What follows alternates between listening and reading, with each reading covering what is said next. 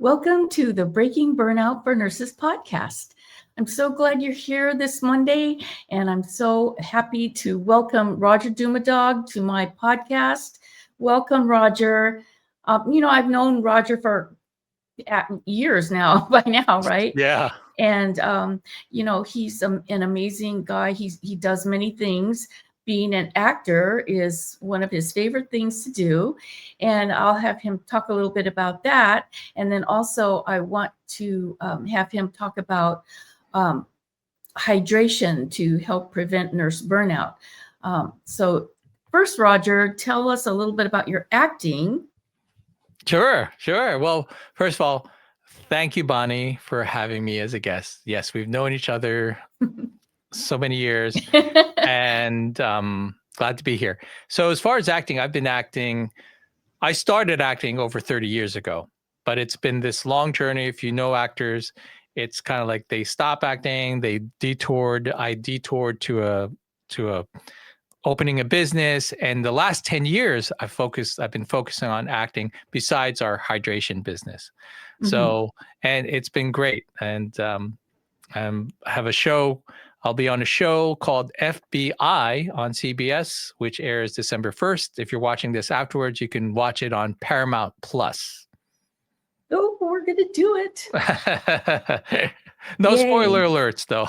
No spoiler alerts. Okay, so look for his name, Roger, and spell your last name. Yes. So my stage name is Roger Anthony, and you can find me on imdb.com.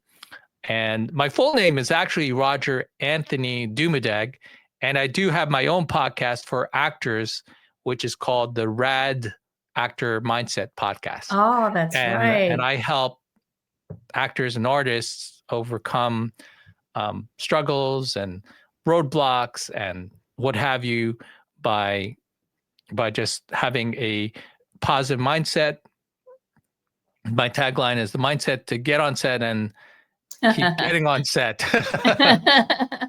And the RAD podcast is his initials, Roger Anthony Dumadag, right? Yes. RAD. All right. That's rad. Works exactly. out perfectly. It works out perfectly, but I also rebranded it as for actors to stay resilient, aligned, and driven. Ah, perfect. That's what they need, right? Yep. All right. Thank you.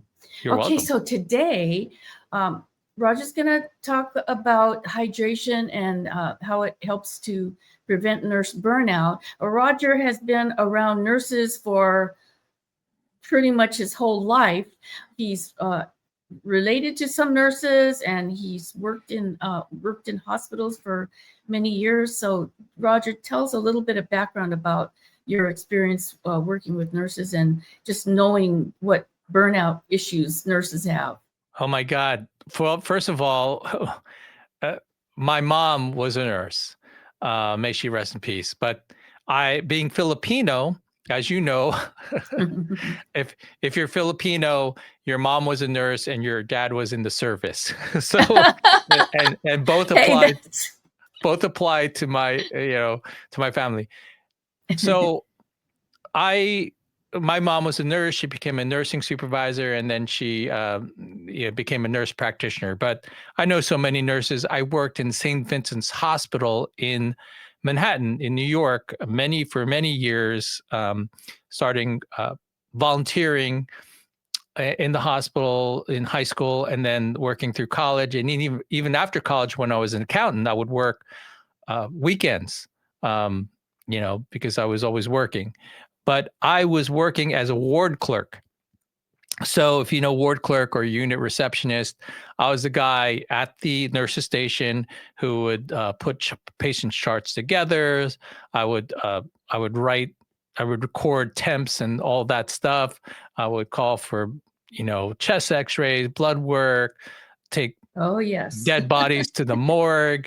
I would, anything. And I've worked on all different types of floors. I worked renal, GYN, ICU, CCU, pediatrics. I think I've worked on pretty much every floor you can imagine. So I've experienced nurses on all areas.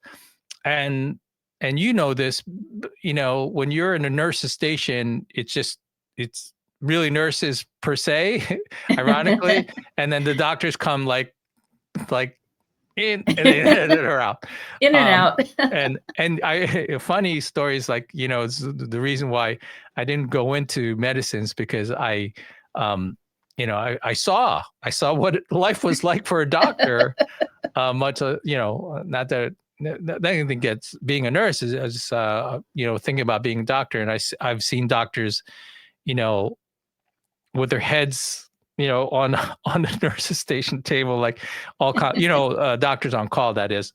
Right. And but I've seen nurses, I've experienced nurses. I've had friends who are nurses, and still now, and that's my experience as far as the being in the medical industry.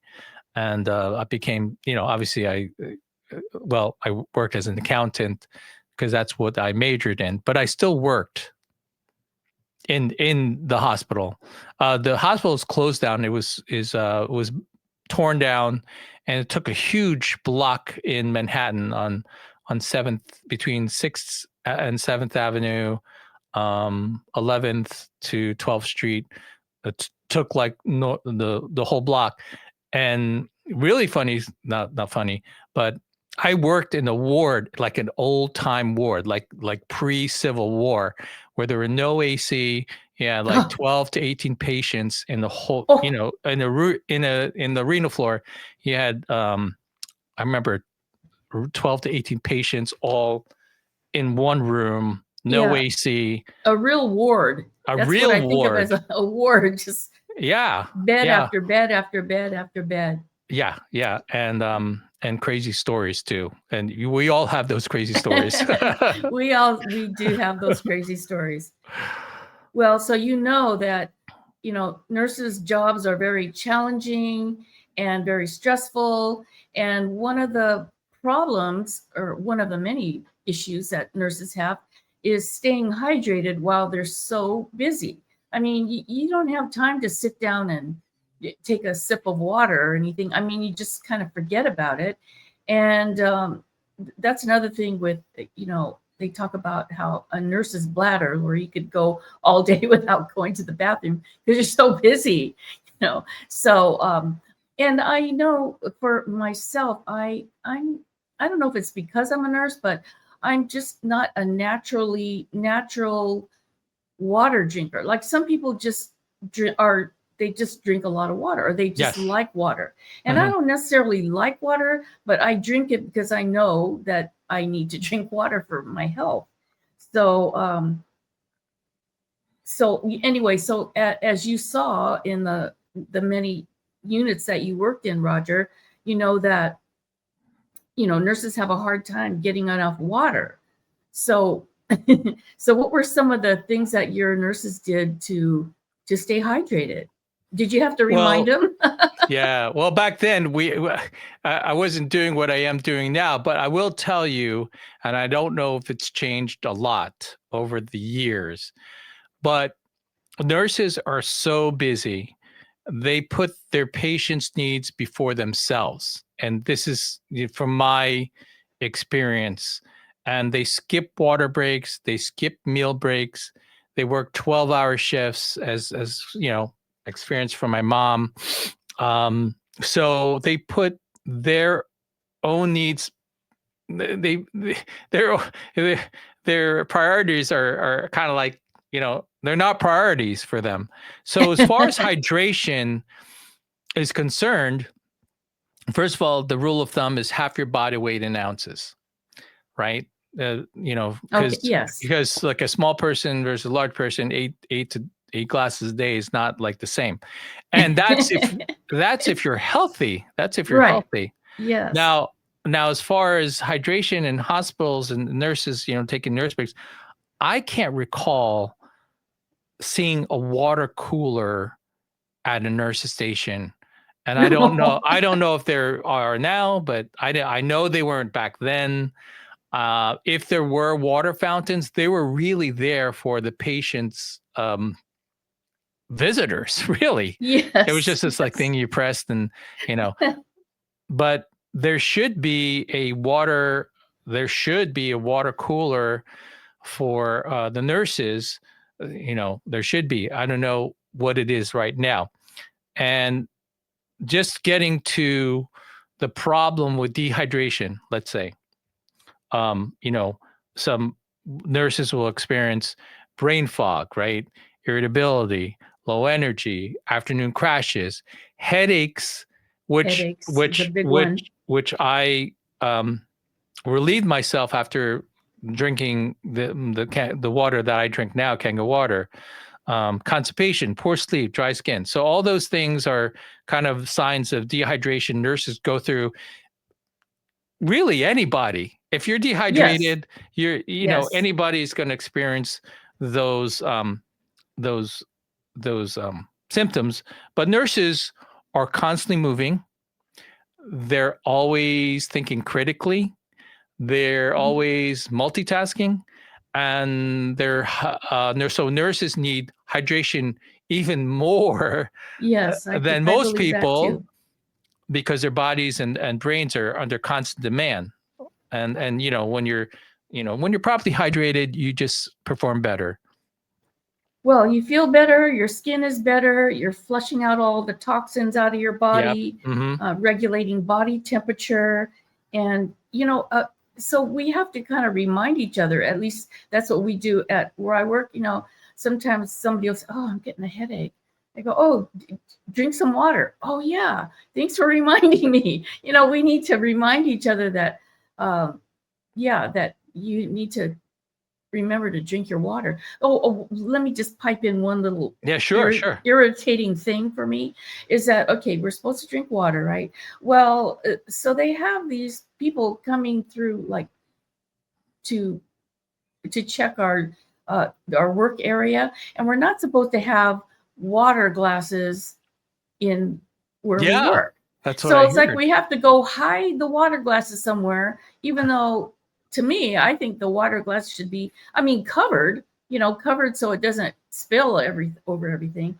But yeah, so that's a little irritating to me that you can't have your at least covered water bottle right there for the split second where you remember to drink water. But at least some places you can't have your water cup or whatever right where you work. You have to go put it in the break room or off into a hidden Oh, cup closet or like a something water like that. bottle. You So got to have a water bottle. I know, You so know. that's kind of irritating. But so I did this sarcastic thing this one time, and I wore what is that water pack that you wear on your Oh yeah, back? it's like a water. It's a water pack basically, Yeah, I can't remember the name of it, but it's like a so camelback sort yeah, of, camelback. So I wore this camelback, and so with I the could have hose. water. Yeah, Oh, they weren't you really happy with that me, but that's I was just being I just got sarcastic because I thought, I need my water. it's Oh my really goodness. really important though. I Yeah. just don't know why. When you're chronically dehydrated, you know your stress hormones rise and your mood levels go down, and then your body has to work harder, and Oh, this decision making slows down, and your energy tanks are overwhelmed, and everything amplifies the burnout. So the dehydration is just a problem. oh, okay. So, I know that you have a water business um, that you are promoting, and what is the name of that? Well, it's called the company is called Enagic. It's based in Japan, and it Okay, makes spell it. ENAGIC, Okay, and and it's based in Japan. it's based around in Japan. It's been around for over 50 years, and it's a technology that makes alkaline, actually electrolyzed ionized water that's molecular rich in hydrogen.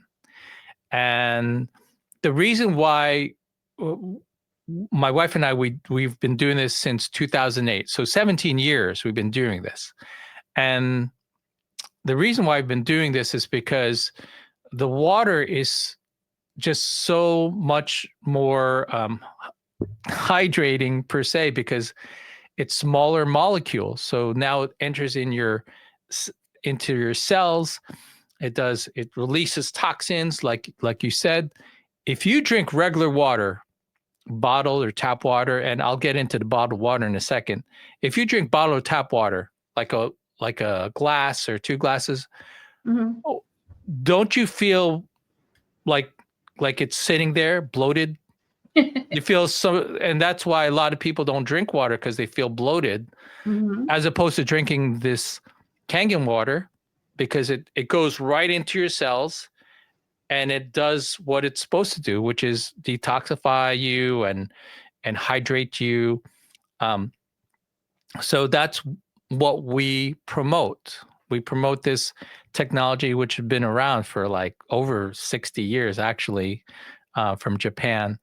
And it's used in over 100 hospitals in Japan.